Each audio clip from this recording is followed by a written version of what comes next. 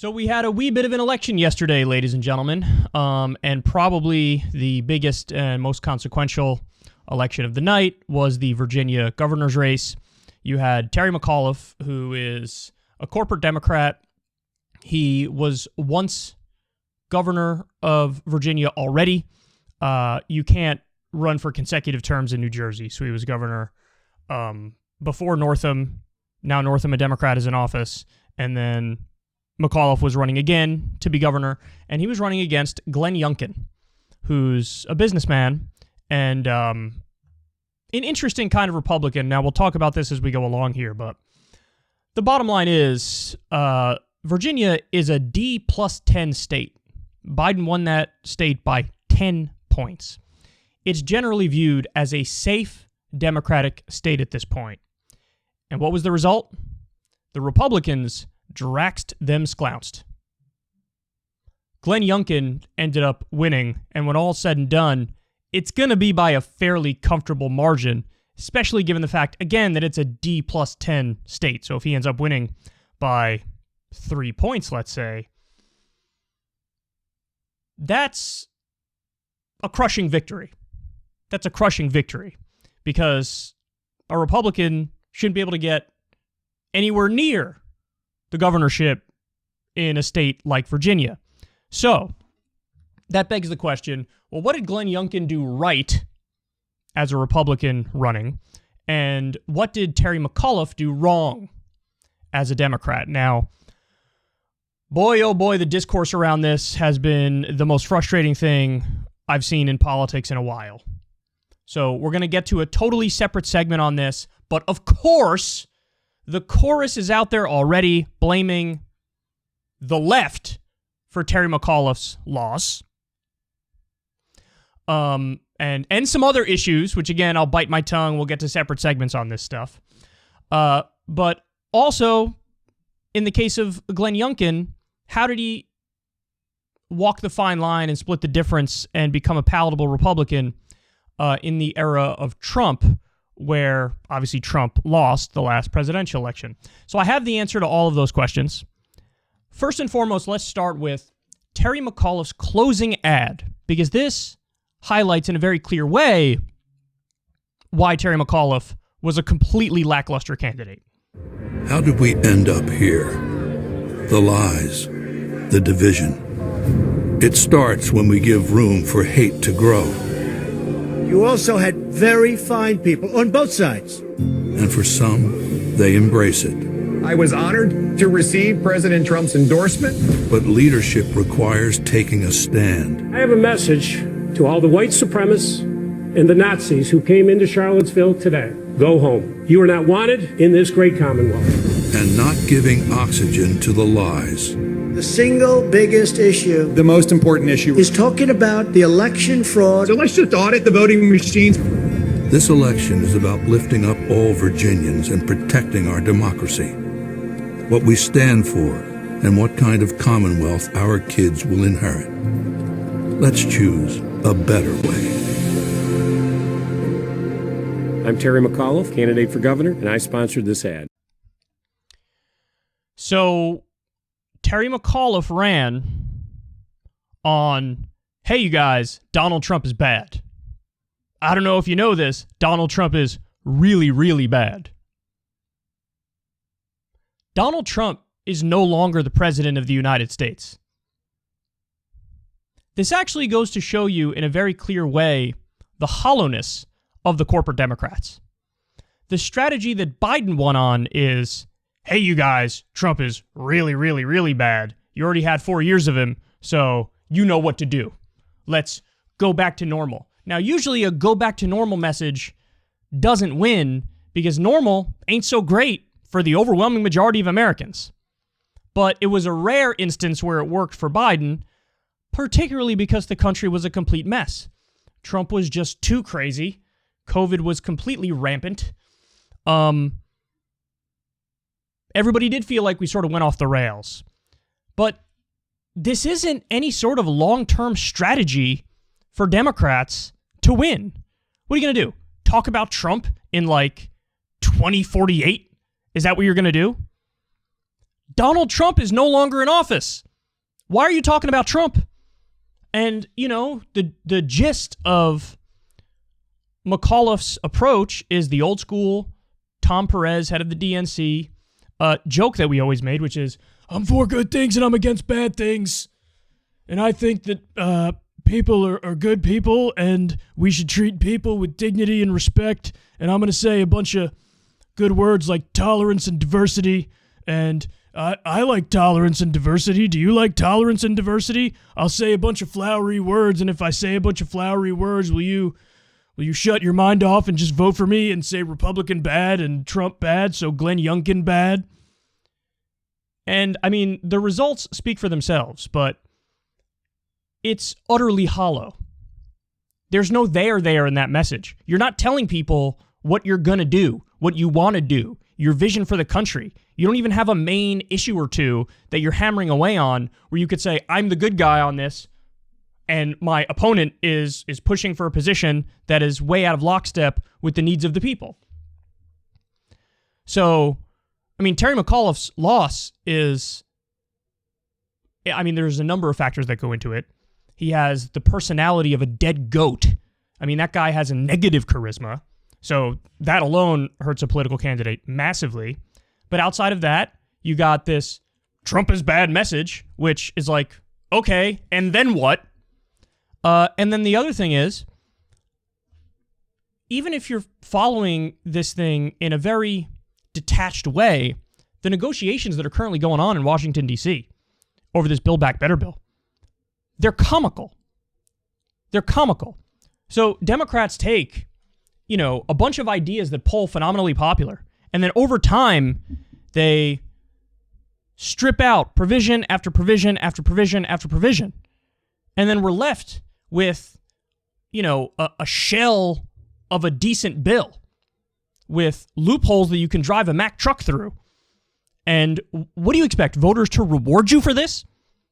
When you say, hey, we're dropping Medicare expansion, which polls at 80%. We're dropping lowering drug prices, which polls at 80%. We're dropping paid family leave, which Americans desperately want. You expect when you're dropping all those things that you're going to get rewarded for that? So at this point, Democrats at the national level and at the state level have a stench on them. Why?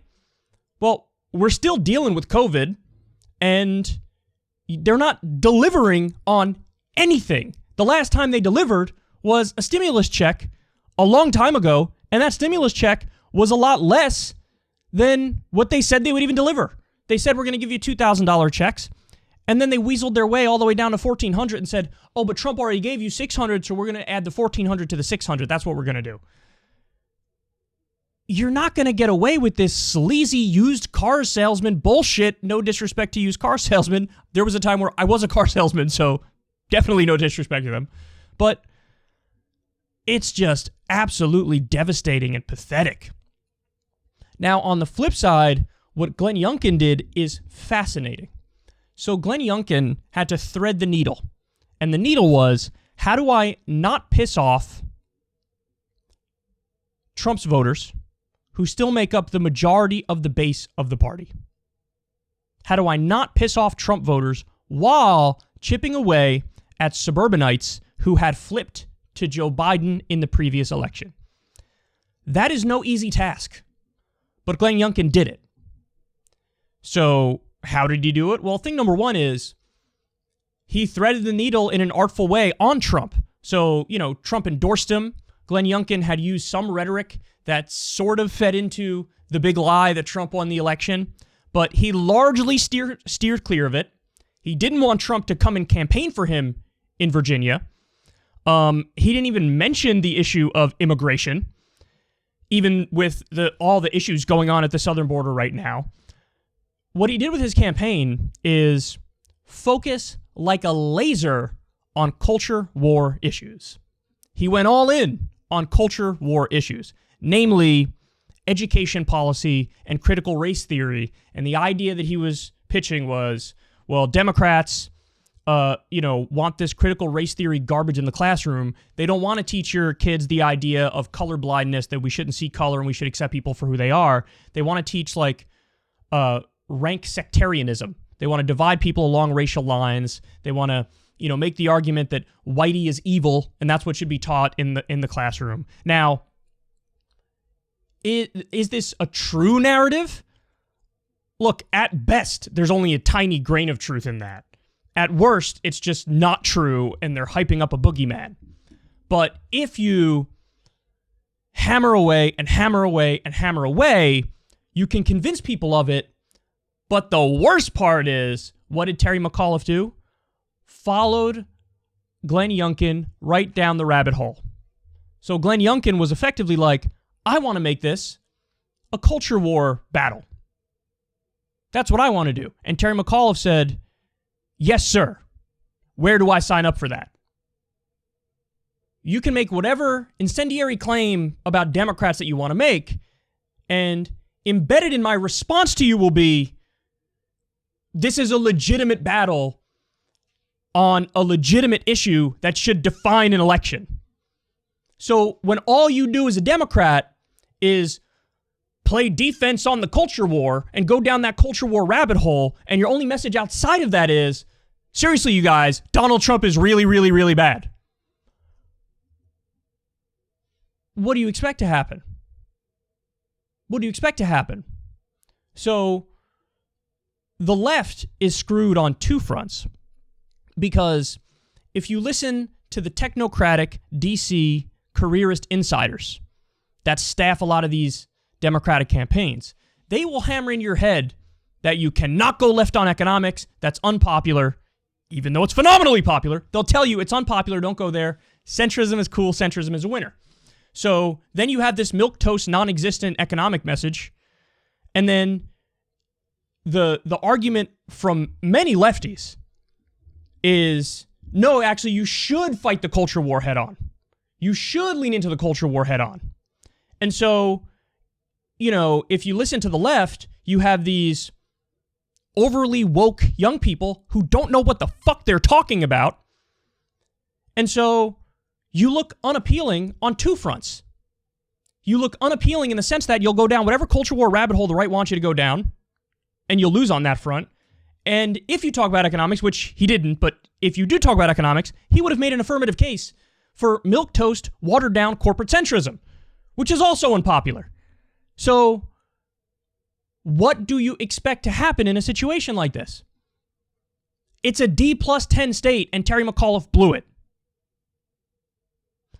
So Glenn Youngkin, all he had to do was change the conversation, change the debate, don't say anything about economics either, because he's probably smart enough to know that as a businessman and a right-winger, his positions are not popular on economics. So just change the conversation completely to culture war tripe, go all in on that, define your opponent, and also just walk that fine line on Trump.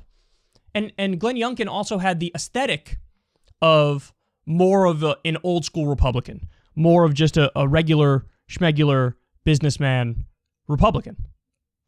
And that was palatable, particularly to the suburbanites in this era. He did just enough towing of the Trump line to get the base to turn out, and he looked just normal enough to get the suburbanites to flip back to him. So the solution here is, for Republicans, the lesson for Republicans is you have to walk that fine line on Donald Trump.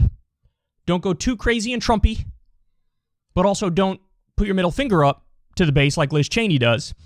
And then on top of that, just go all in on culture war issues and change the conversation to an area where you define your opponent and you can hammer away. That's the lesson for Republicans. And it worked for Glenn Youngkin. Now, there are multiple lessons for Democrats, but you have to shut the fuck up about the culture war. Shut up about the culture war. Change the nature of the debate and the conversation back to populist economics, where the left-wing position is phenomenally popular. Now, again, Terry McAuliffe isn't for populist economics, so he wouldn't run on that. But that would have helped. He probably would have won if he just hammered away on economic stuff. I'm going to raise the minimum wage, he's not. Something like that. Focus on economics and just stop nominating candidates that have the charisma of a dead goat. So those are the lessons of this election. Those are the lessons. Republicans need to walk the fine line on Trump and then change the conversation to culture war issues because they can't win on economics. And Democrats need to actually break away from new Democrat corporatism. Break away from this old model that is outdated. Actually talk about popular economic policies. Don't go down the culture war rabbit hole. This is the reality. Look, I said it once, I'll say it again. I said it more than once. I said it a zillion times. In 1938, Democrats had 80% of the House of Representatives and 80% of the Senate. FDR, who was elected in the early 1930s, he got elected president 4 times. This is before we had term limits. What's the lesson from that? The lesson from that is very simple. Go all in on economic populism. Kick out the big money. Go all in on economic populism. Deliver materially for the American people, and Democrats will crush. I'm sure if you talk to any, corporate idiot pundit today, they'll tell you it's impossible for this country to ever have 80% Dems in the House and 80% Dems in the Senate. In today's day and age, it's impossible for a president to win like over 400 electoral votes. Today, we're too partisan. Wrong. We just haven't had a president who represents the material interest of the American people, arguably since FDR and maybe a splash of JFK exceeded the war on poverty, the Great Society. Actually deliver for people, and they'll deliver for you. And so Terry McAuliffe was a terrible candidate, but beyond that, even at the national level now, Democrats have a stench on them. Not handling COVID, not doing anything right on economics, not delivering for the people. If anything, all the news that ever comes out is we're stripping out this popular provision and this popular provision and this popular provision, and we can't do shit. And look, it's President Sinema and VP Manchin, and they're calling all the shots. That's where we're at. But again, having said all this, hold your horses. Oh, it's coming. Oh, it's coming. That train is right on time. You know exactly who they're blaming for this loss, and it's the left. So more on that in a little bit. Hey y'all, do me a favor and like and subscribe. It helps out big time in the algorithm. Click the bell as well for notifications when videos drop, and watch that video on screen right now. You know you want to.